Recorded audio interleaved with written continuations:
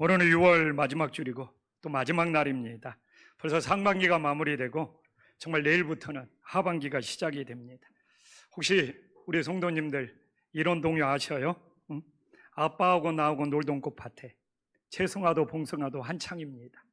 응? 아빠가 메어놓은 새끼줄 따라 정말 나팔꽃도 피었습니다. 다 아시죠? 네. 사실 이걸 준비할 때는 한번 딱 불러보고 싶었어요. 근데 자신이 없더라고요. 사실 저는 예전에는 그냥 이런 동요가 있구나 생각을 했었는데 한번 떠올려 봤어요. 야, 정말 꽃밭에서 아빠가 정말 이렇게 아이들하고 놀아주는데 그 아빠는 어떤 성품을 지니고 있을까? 우리 지연이 어떤 아빠일 것 같아요?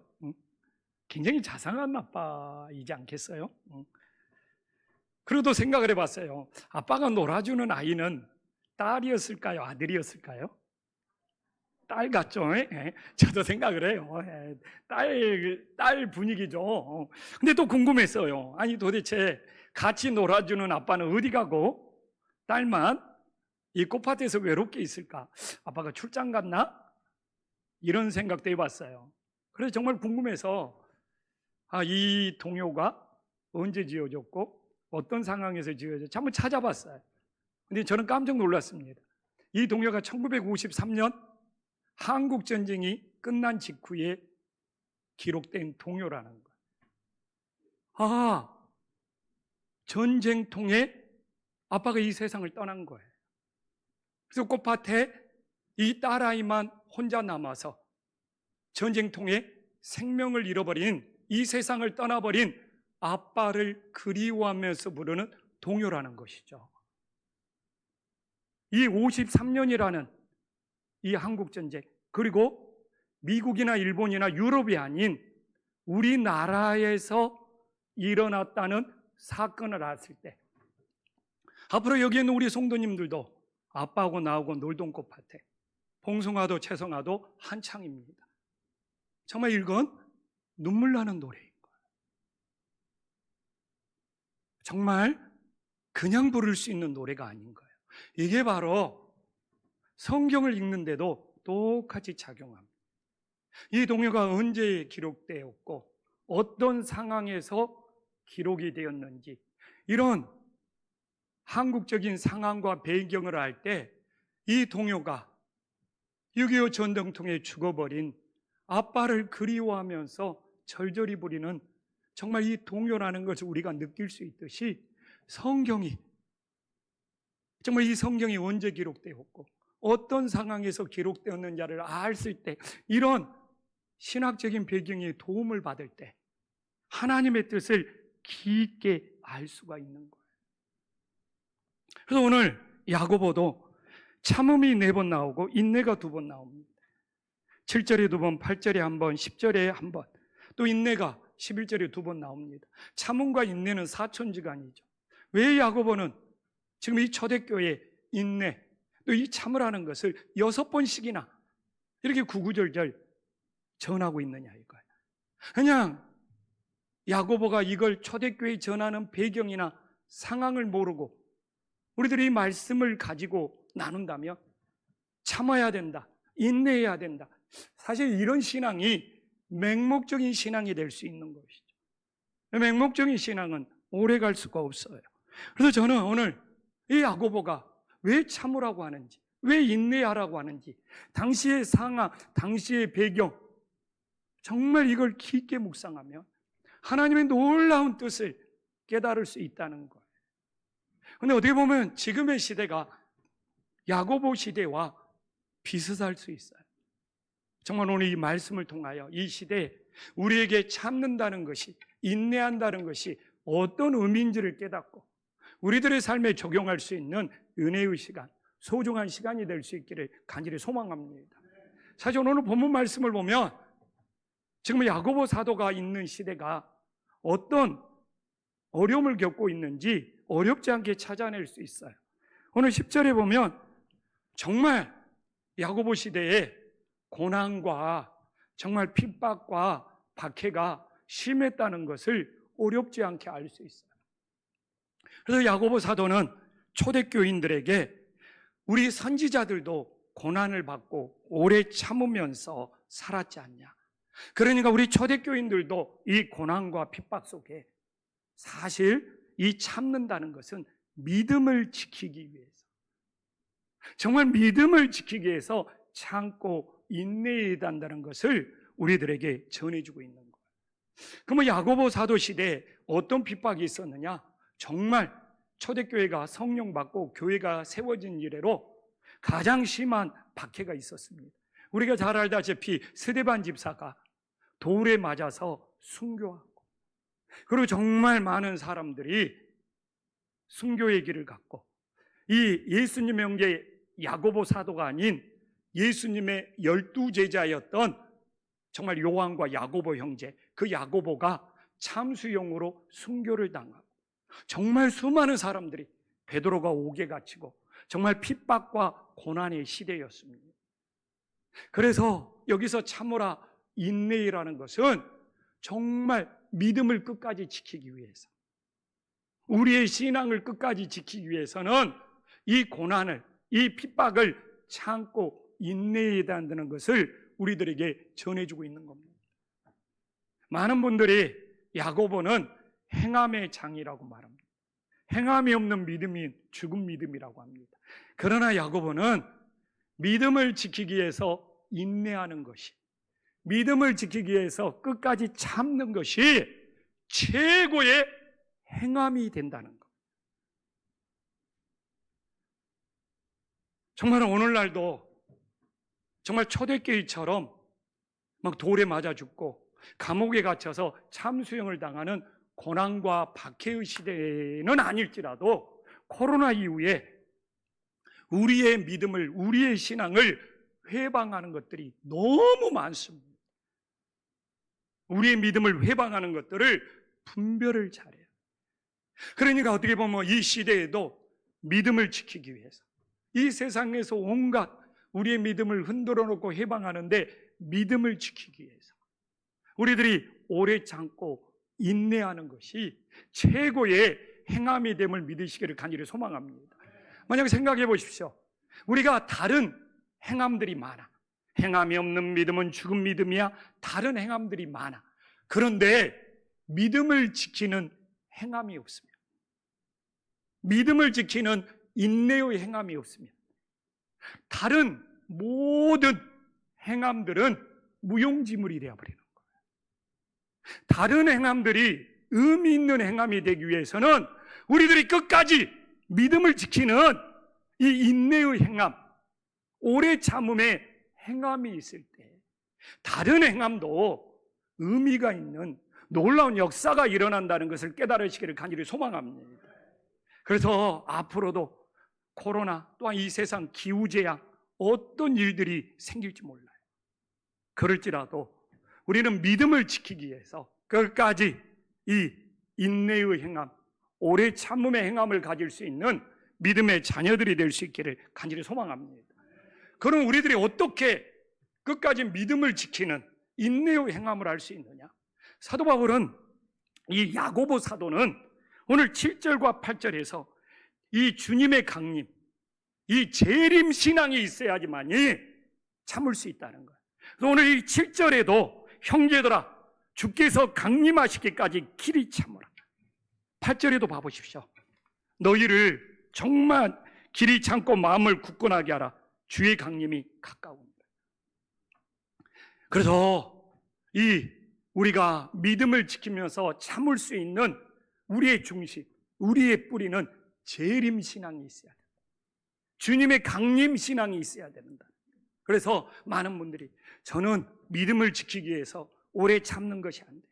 저는 믿음을 지키기 위해서 인내의 행함이 부족해요. 그것은 우리 안에 주님의 재림 신앙, 주님의 강림 신앙이 부족하면 그럴 수 있고, 오늘 이 야고보 사도처럼 또한 스데반 집사처럼 주님의 재림 신앙이 있을 때는 순교할지라도 목숨을 잃어버릴지라도 끝까지 믿음을 지키는 인내의 행함이 있음을 믿으시기를 간절히 소망합니다. 그런데 사실 지금 코로나 이후에 지금 이 시대가 신앙을 혼란케 하는 일들이 많기 때문에 재림신앙을 강조해야 돼요. 근데 이게 이단들이, 그 다음에 말세론자들이 재림신앙, 강림신앙을 가져다 쓰다 보니까 오늘날 한국교회가 재림신앙을 강조하지 못할 때가 많아요. 좀 마음이 아픈 일이 뭐냐면 이단들이 우리 교회에서 쓰는 좋은 용어들을 다 가져가 버렸어요. 아니 구원파, 아니 구원만큼 소중한 것이. 근데 이단 구원파가, 그 다음에 하나님의 교회, 하나님의 증인, 우리가 하나님의 증인이 돼야죠. 하나님의 교회가 돼야죠. 근데 이단이 안상홍리가 사용했어요. 사실 여호와라는 말도 하나님과 우리가 언약으로 맺었다는 너무 좋은 말이거든요. 근데 또 이단, 여호와의 증인이 가져다.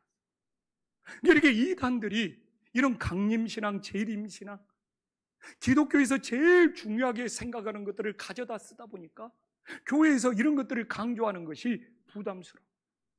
그러나 오늘날 우리들이 끝까지 이 혼란한 시대에 믿음을 지키면서 인내의 행함을 하기 위해서는 이 주님의 재림신앙, 이 주님의 강림신앙을 우리 가슴 속에 정말 품을 수 있는 놀라운 역사가 있기를 간절히 소망합니다.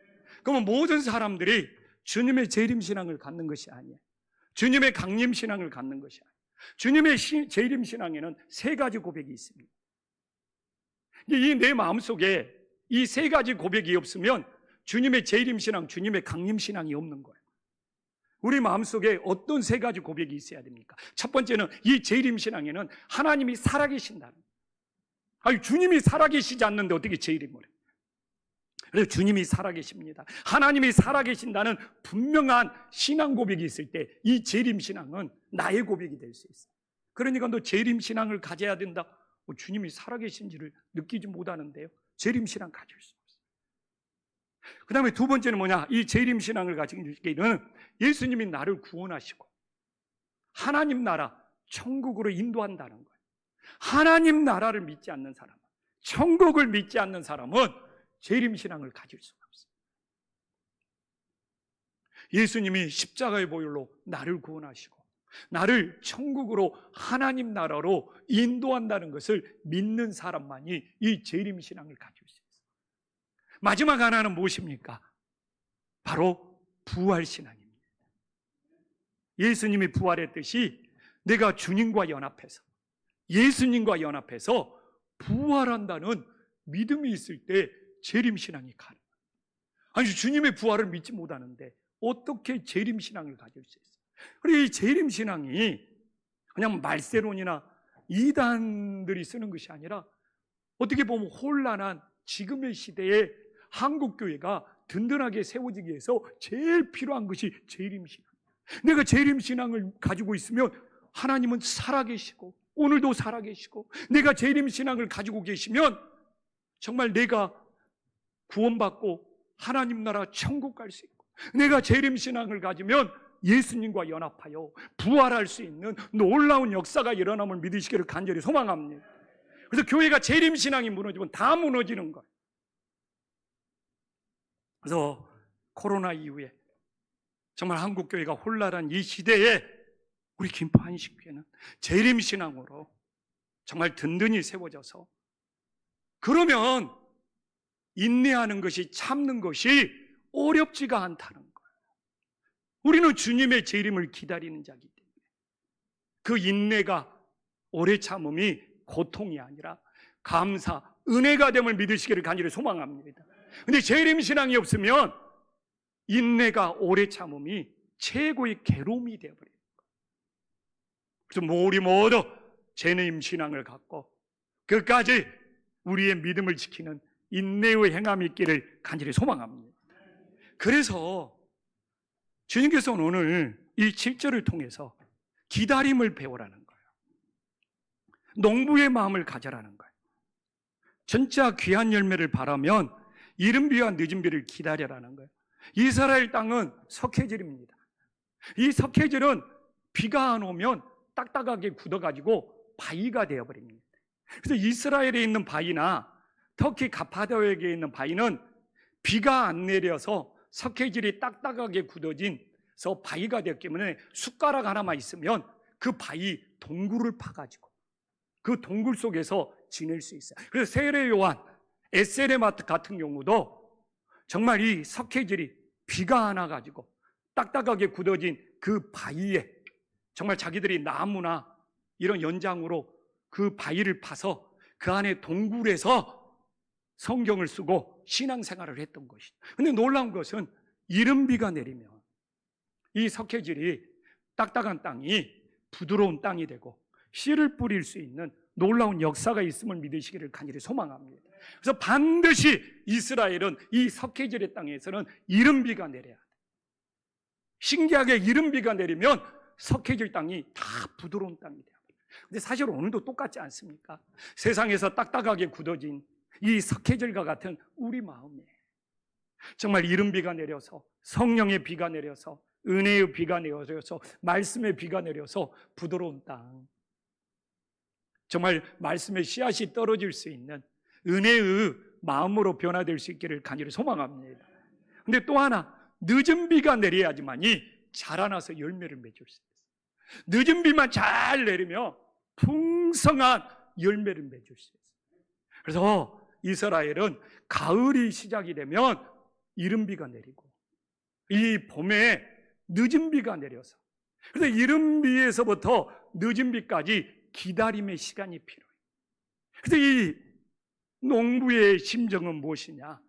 이른 비가 내려서 부드러운 땅이 되어서 씨를 뿌렸으면 이 늦은 비가 내려가지고 풍성한 열매를 맺을 때까지 이 기다림의 시간, 이 인내의 시간, 오래 참음의 시간이 필요하다는 것을 하나님께서는 이 기후를 통해서 이스라엘 백성들에게 가르쳐주고 있어요.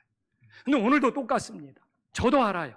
농부가 씨를 뿌리고 열매를 거둘 때까지는 기다림의 시간, 인내의 시간이 필요하다. 근데 이걸 우리가 사람들을 바라볼 때는 그 농부의 심정이 사라져버리는 거예요. 제가 이 농부의 기다림의 마음을 배우면서 지금 오늘 보이는 성도님들의 부족한 모습이, 그걸 보면서 정죄하고 판단하면 안 된다는 것을 주님이 나한테 너무 가르쳐줘요. 우리 성도님들도 기다림의 시간이 필요한 거예요. 사실 항승재 목사님, 막 때로는 내가 왜 이렇게 부족하냐 이런 생각을 할 때가 있는데, 내가 항승재 목사 나이대에 생각해 보면 항승재 목사가 저보다 훨씬 나서요. 이게 하나님도 30대에 목회하는 조영신 목사, 40대에 목회하는 조영신 목사, 50대에 목회하는 조영신 목사, 하나님도 인내의 시간, 기다림의 시간을 통해서 나를 성장시키고 있는 놀라운 은혜가 있음을 믿으시기를 간절히 소망합니다. 그렇기 때문에 항승재 목사가, 내가 항승재 목사 나이대 생각해 보면 저 정도 안 갖춰졌어. 그래서 항승재 목사도 내 나이 때까지 인내의 시간, 기다림의 시간을 가지면 저보다 더 훌륭한 종이 될 수 있어요. 성가대만 그렇게 기다림의 시간을 가지고 싶은가 보네.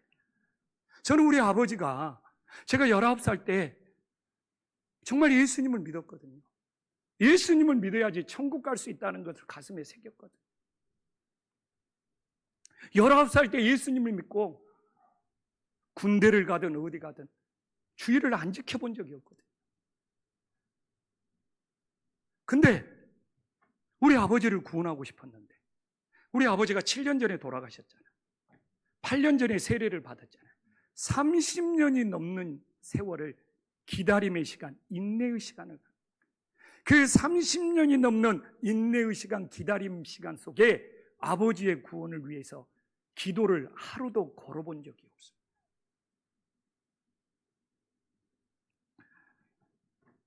금년 상반기를 보면서도 목회하면서 많은 일이 있었는데 주님의 그런 따뜻한 마음이 느껴요.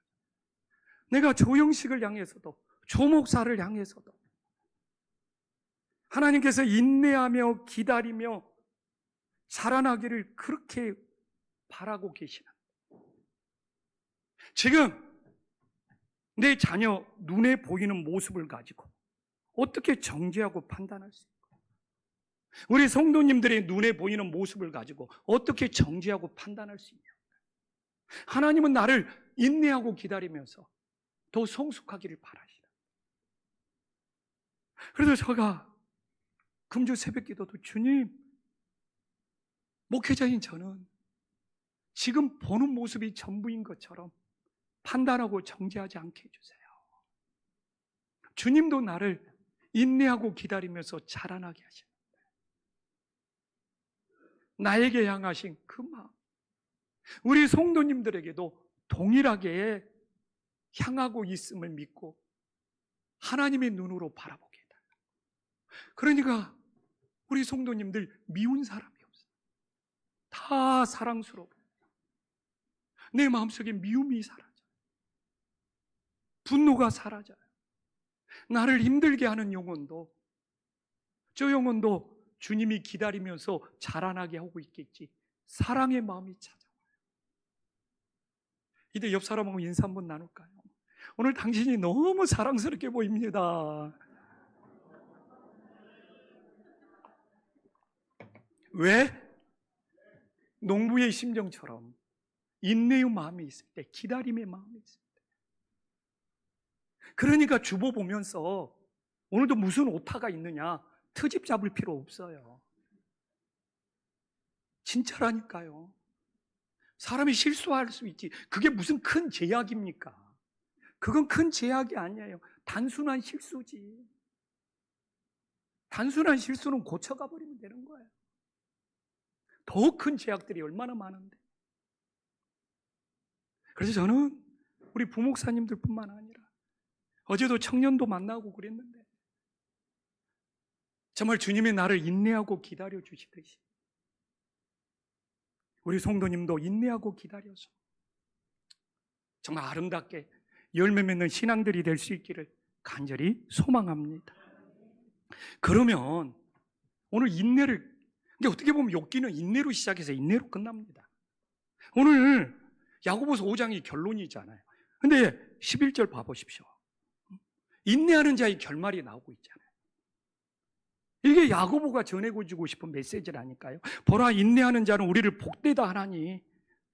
여기서 인내하는 자의 의미가 뭔지 압니까? 헬라어로 보면 정확히 나와요. 환경이 변하는데 인내함으로 믿음이 변치 않는 거예요.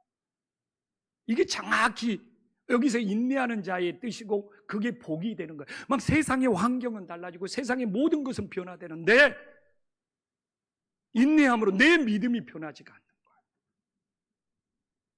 오늘날은 얼마나 세상이 변화됩니까? 코로나 이전과 코로나 이후 정말 놀랍게 변화되었어. 나 이렇게 달라지고 변화될 수 있느냐? 앞으로 이 기후재앙, 이 세상이 어떻게 변화될지 몰라. 이번에 세미나 가보니까 인구 소멸, 지역 소멸, 교회 소멸, 학교 소멸, 정말 지방이 난리 났어. 그러나 세상이 어떻게 변화될지라도 인내함으로, 참음으로 내 믿음을 지키는 것이 진정한 인내하는 자가 됨을 믿으시기를 간절히 소망합니다. 제가 이야기했잖아요. 무조건 참을 수 있느냐? 무조건 인내할 수 있느냐? 그래서 오늘 8절에 뭐라고 합니까? 길이 참고 마음을 굳건하게 하라. 이거 굳건하게 한다는 것이 뭔지 압니까? 지지대가 있어서 내가 흔들리고 쓰러지는데 이 지지대가 이 나무를 버티게 하는 것이 굳건하게 한다는 거예요. 그래서 막 세상이 흔들리고 변화되니까 어떻게 쫓아가기도 힘들고 감당하기도 힘들어서 내가 쓰러지고 넘어지려고 하는데 이 굳건하게 예수님이 지지대가 되어줘서, 받침대가 되어주셔서 넘어지지 않고 견디고 이겨내고 있네. 그래서 인내하는 자의 결말이 예수님이 지지대가 되어주고 받침대가 되어줘서 정말 복이 되는 놀라운 역사가 일어나기를 간절히 소망합니다. 근데 제가 금년 상반기도 너무너무 힘들었어요. 근데 지난주에 깨달았어요.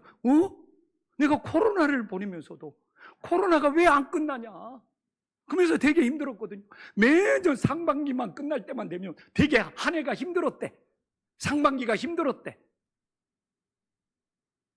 그래서 금년에만 내가 유난히 힘든 줄 알았는데 아니더라고요. 23년 목회하면서 상반기는 항상 힘들었어. 코로나 때는 코로나대로 힘들고, 교회 이전할 때는 이전할 때로 힘들고, 그래서 금년만은 힘들었던 것이 아니더라고요. 개척할 때는 또 개척할 때 교회가 자리 잡아야 된다고 힘들고, 건축해서 이사 올 때는 또 그때는 그때대로 힘들고, 코로나는 코로나 때로 또 힘들고. 그래서 한동안은 금년 상반기 왜 이렇게 힘들지 그렇게 생각했는데, 24년도가 목회하면서 상반기에 힘들다고 말을 안 해본 적이 없어. 근데 23년을 어떻게 버티고 견뎠냐? 예수님이 지지대가 되어줬어. 예수님이 받침대가 되어주셨어. 내가 믿음을 지키면서 인내하면서 여기까지 왔다는 거예요. 저는 고백할 수 있어요. 예수님이 나의 지지대가 되어주지 않았다, 나의 받침대가 되어주지 않았다, 저 아마 수십 번 넘어졌을 거예요. 수십 번이 뭡니까? 그러니까 예수님이 지지대가 되고 받침대가 되어주셨어요. 매년 하나님의 사명을 감당하는 것이 왜 이렇게 은혜가 되는지, 왜 이렇게 하나님한테 감사가 넘치지. 그리고 지난주에 아침 묵상 찬양 듣다가 나는 무익한 종입니다, 정말 찬양을 듣는데 너무 감사해서 이런 무익한 종에 하나님이 지지대가 되어주셔서 오늘도 이렇게 사명을 감당할 수 있는 것이 정말 참을 수 없는 은혜의 눈물이 흐르는 거예요. 정말 어떻게 우리가 이 어려운 시대, 오늘 우리 장로님 기도도 지금 이 세상이 얼마나 우리를 힘들고 어렵게 합니까? 어떻게 내 힘으로 버틸 수 있어요? 어떻게 내 힘으로 신앙을 지킬 수 있어요? 다 쓰러지고 넘어지지. 정말 오직 예수님이 지지대가 되어줘야죠. 오직 예수님이 받침대가 되어줘요. 정말 우리가 견디면서 정말 예수님의 지지대가 되어주는 것, 내 인생에 최고의 은혜가 될 수 있는 하나님의 역사가 일어나기를 간절히 소망합니다. 그래서 오늘 야고보서를 보면서 욥의 인내의 결말을 우리가 확인해야 될 거 아닙니까? 오늘 11절에 보더라도 너희가 욥의 인내를 들었고 주께서 주신 결말을 보았다. 지금 야고보 사도는 욥기를 다 알고 있다는 거 아닙니까? 그러면 도대체 욥의 인내의 결말이 뭐였는지 우리 욥기서를 통해서 한 번은 확인해 봐야죠. 자, 욥기서 42장 10절입니다. 이야, 어떻게 나와 있어요? 주께서 욥에게 이전의 모든 소유보다 갑절이나 주신 것으로 회복이 돼요. 그래서 한국교회는 우리가 고난받아도 욥처럼 갑절의 복을 주시옵소서 이렇게 기도하는데 이거 아니에요. 욥이 인내를 통해서 갑절의 회복이 되기 위해서는 두 가지가 필요합니다. 욥은 철저하게 회개했습니다. 정말 봐보십시오. 욥기 42장 6절 철저하게 회개했습니다. 고난 가운데 하나님의 뜻을 모르고 자기가 원망하고 불평하고 탄식했던 것에 대한 정말 티끌 같은 존재가 정말 철저히 얘기했습니다. 그리고 다음에 봐보십시오. 자기를 정신적으로 괴롭혔던 3명의 친구들을 위해서 기도하는 것이 용서의 기도거든요. 그러니까 하나님이 바로 공경에서 돌이키사 갑절의 회복이 일어나는 놀라운 역사가 있었음을 믿으시기를 간절히 소망합니다. 그래서 상반기가 끝나고 하반기가 넘어가면서 이 어려운 시대를 살아가면서 이 힘든 시대를 살아가면서 우리 교회가 우리 성도님들의 가정이 회복되기 위해서 먼저 내 자신이 회개하고 또한 이 회개를 통하여 욥처럼 나를 정신적으로 힘들게 하고 나를 정신적으로 괴롭혔다 이 3명의 친구를 용서하는 기도, 기도는 할 수 있잖아요. 용서하는 기도를 통해 정말 우리에게 갑절의 회복의 역사가 일어나는 놀라운 은혜가 임하기를 간절히 소망합니다. 근데 많은 사람들이 욥의 인내의 결말은 갑절의 회복이야. 근데 그렇게 왜 안 되냐고 또 불평하고 원망해. 그러나 그렇게 가기 위해서 두 가지가 필요하잖아요. 하나님 앞에 내 자신이 진심으로 회개하고 나를 정신적으로 괴롭혔던 3명의 친구를 용서하는 것. 그래야지 내가 회복이 되는 거야. 내가 회복이 되는 거. 그래서 오늘 야고보서도 강조하는 것이 뭐예요? 9절에 형제들아 서로 원망하지 말라. 하나님이 다 알고 계시는데, 예수님이 다 심판하시는데, 지금 예수님이 문 앞에 서서 심판주 되신 주님께서 다 판단하고 심판하는데 왜 우리가 서로 원망하면서 다른 사람을 정죄하고 판단하고 있냐요? 우리 심판주 되신 주님이 안 살아 계시냐고, 죽어 있냐고요. 그래서 서로 원망할 필요 없어요. 심판주 되신 주님이 살아 계시고 내 마음이 어떠한지 내 중심을 잘 알고 있는데,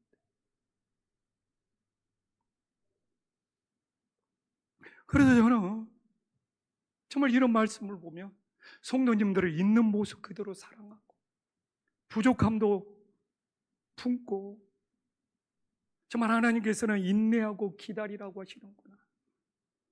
그럴 때 그 기다림을 통하여 내가 아니라 하나님의 열매 맺어가는 놀라운 역사가 일어나기를 간절히 소망합니다. 그리고 봐보십시오. 제가 야고보서 증명할게요. 1장 4절 봐보십시오. 이게 야고보서의 시작입니다. 3절에도 인내가 나오고 4절에도 인내가 나오고, 그러면 야고보를 시작하면서 1장에서 인내가 나오고 야고보 5장이 끝나면서 인내의 결말이 나옵니다. 그렇기 때문에 야고보가 인내로 시작해서 인내로 끝나고 중간에 있는 것은 뭐냐? 우리가 믿음을 지키기 위해서 어떻게 인내해야 되느냐? 그 내용이 잠언처럼 나와 있는 거예요. 그렇기 때문에 행함이 없는 믿음은 죽음이다. 너희들 무엇을 행했느냐? 필요해요. 그러나 먼저는 기본은 어떤 고난, 어떤 핍박, 어떤 환경 속에서도 끝까지 믿음을 지키는 인내의 행함이 야고보의 행함의 뿌리고 원조고 기본이 됨을 믿으시기를 간절히 소망합니다. 그래야지 다른 행함들이 다 살아난다니까요. 고난과 핍박과 변하는 환경 속에 끝까지 믿음을 지키는 이 오래 참음의 행함, 인내의 행함이 없는데 다른 행함들은 다 무가치해져 버리는 거죠. 야고보가 말하고 있잖아요. 1장을 시작하면서 인내로 시작해서 인내를 온전히 이루라. 조금도 부족함이 없게 알아. 그리고 오늘 5장 봤잖아요. 인내의 결말이 뭐냐? 중간에는 믿음을 지키기 위한 인내의 내용을 다 집어넣는 거예요. 이게 야고보를 올바로 보는 거고, 제가 말했잖아요. 아빠하고 나하고 놀던 꽃밭에 언제 기록되었느냐? 어느 나라에서 기록되었느냐? 어떤 상황에서 기록되었느냐? 이걸 알아야지 아빠가 전쟁통에 돌아가셔서 아빠를 그리워하는 너무 구슬픈 동요를 아는 것처럼 오늘도 이렇게 야고보서를 우리들이 이렇게 알아야지. 아, 야고보서의 행함은 끝까지 믿음을 지키는 인내의 행함이구나. 이 기본을 갖고 다른 행함들을 말해야지 사실 삼천포로 빠지지 않는 거예요. 믿음을 지키기 위해서 인내하는 행함이 무슨 믿음과 행함이 대립을 합니까? 믿음과 행함 대립 안 해요. 믿음을 지키려면 인내의 행함이 필요한 거지. 그러니까 이게 성경의 배경, 성경의 뜻을 모르니까 우리들의 신앙이 산으로 가버리는 거예요. 그래서 인내하는 자의 결말은 뭡니까? 성숙해져. 부족함이 메꿔지면서 성숙해져. 근데 제가 말하잖아요. 억제하는 것과 인내, 오래 참는 것을 혼동하지 말아야 돼요. 이 억제하는 거 있거든요. 막 감정을 억누르는 거 있거든요. 막 그 시어머니가 괴롭히는데 막 억제하고 억누르면 화병 생겨요. 정신적인 부작용이 생깁니다. 막 직장 생활하는데 상사가 막 괴롭히는데 그걸 억누르고 견디면 정신적인 부작용이 생깁니다. 제가 말 안 해도 알잖아요. 오늘 얼마나 이 정신적인 문제가 많은지. 이건 억누르기 때문에 그러는 거예요. 근데 비슷해 보여. 겉으로는 막 참고 막 오래만 견디고 내 자신을 막 억누르는 것이 인내하고 오래 참음처럼 보여요. 아닙니다. 정신적인 부작용 생겨요. 막 우울증부터 시작을 해서 정신과 치료받아야 돼요. 약 먹어야 돼요. 이제 정신이 아픈 것도 육체가 아픈 것과 동일하게 받아들여요. 그러면 도대체 인내하는 거, 오래 참는 건 뭡니까? 그걸 내가 받아들이는 거. 진짜 이거 다릅니다. 내가 그걸 사랑함으로 받아들이는 거. 이 받아들인다는 거, 이 억누른다는 거, 엄청난 차이. 이 받아들이지 못하기 때문에 벽이 생기고 담장이 생기는 거예요. 이 받아들이는 것이 사랑의 시작이에요. 우리가 예수님의 구원을, 예수님의 십자가의 사랑을 받아들였기 때문에 주님과의 사랑이 시작이 되는 거예요. 지난주에 우연히 들었던 이야기입니다. 정말 한 사람이 내 인생은 왜 이렇게 힘듭니까? 하나님께 따지듯이 물었어요. 근데 하나님이 감동을 주신 거죠. 왜 너의 인생은 힘들지 않아야 한다고 생각하니? 이런 느낌을 받았어요. 정말 충격받았대요. 자기 인생이 왜 이렇게 힘드냐고 투덜대면서 지금까지 살았는데, 그래서 하나님 앞에 따지듯이 물었는데 하나님이 마음속에 주시는 감사. 왜 너는 너의 인생이 힘들지 않아야 한다고 생각하니? 이런 느낌을 받은 거예요. 맞네. 내 인생에 힘든 인생들이 더 많았는데 내가 그걸 받아들이지 않으면 내 인생은 뭐가 남는 건가? 그래서 이 양반이 기도하다가 그런 감동을 받은 이후로 자신의 힘든 인생도 받아들이며 사랑하게 해달라고 하니까 불평도 사라지고 원망도 사라지고 자기 부족함도 메꿔주면서 감사하면서 조금씩 자기 신앙이 성숙해지더라. 정말 우연히 들었어요. 근데 제가 이야기했잖아요. 매년 상 받기 때 힘들었는데 금년도 나는 또 착시 현상이 있는 거예요. 지나간 건 잊어버리고 또 금년이 제일 힘든 줄 알고, 저도 주님 앞에 물어보고 싶었어. 주님, 왜 금년 상반기는 왜 이렇게 힘든 일이 많습니까? 라고 따지려고 마음의 준비를 딱 했는데 진짜 우연히 이 이야기를 들은 거예요. 그래서 기도를 바꿨죠. 주님, 상반기 힘든 일이 많았는데 그 힘든 것도 주님이 맡기신 일이고 내가 정말 받아들이며 사랑하게 해달라고 정말 기도했습니다. 그래서 내가 23년 동안 목회하면서 힘든 적이 없었던가? 정말 매년 힘들었어. 그리고 제가 어떻게 목회를 대충 할 수 있습니까? 설렁설렁 할 수 있겠습니까? 제가 그렇게 마음을 다하고 힘을 다하다 보니까 사실 진짜 힘든 적이 없었던 적이 없어. 근데 왜 이렇게 힘듭니까 하면서 힘든 내 인생을 버려버리면 안 되겠더라. 힘든 인생을 받아들이자. 힘든 인생을 사랑하자. 그 힘든 인생 속에 주님이 함께, 주님과 함께 여기까지 왔는데 그러다가 나는 무익한 종입니다. 찬송을 들었는데 왜 이렇게 눈물이 나오는지.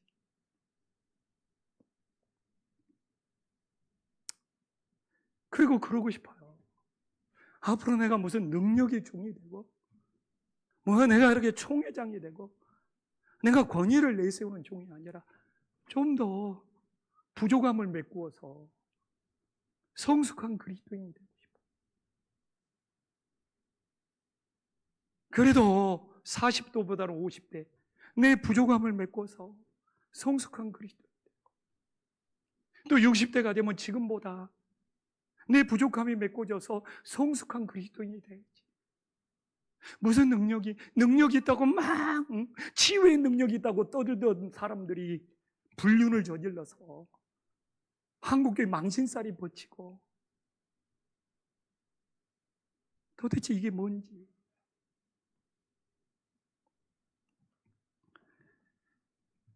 그래서 매년 힘든 일을 겪었어요.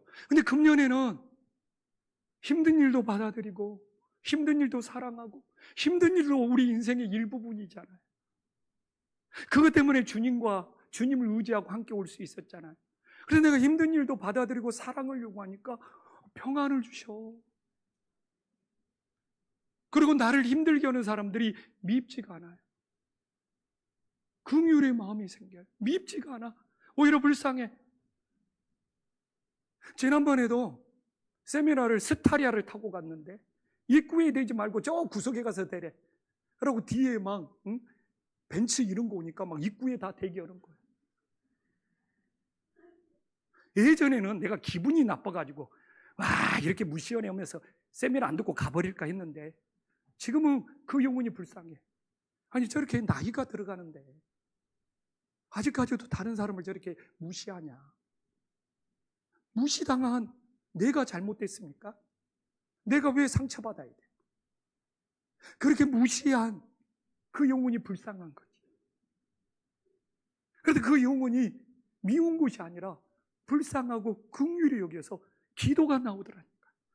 예전에 같았으면 내가 막 열불나서 막 상처받고 근데 내가 상처받을 일이 뭐가 있어? 내가 잘못한 것이 뭐가 있는데? 그렇게 살아가는 그 인생이 불쌍한 거지.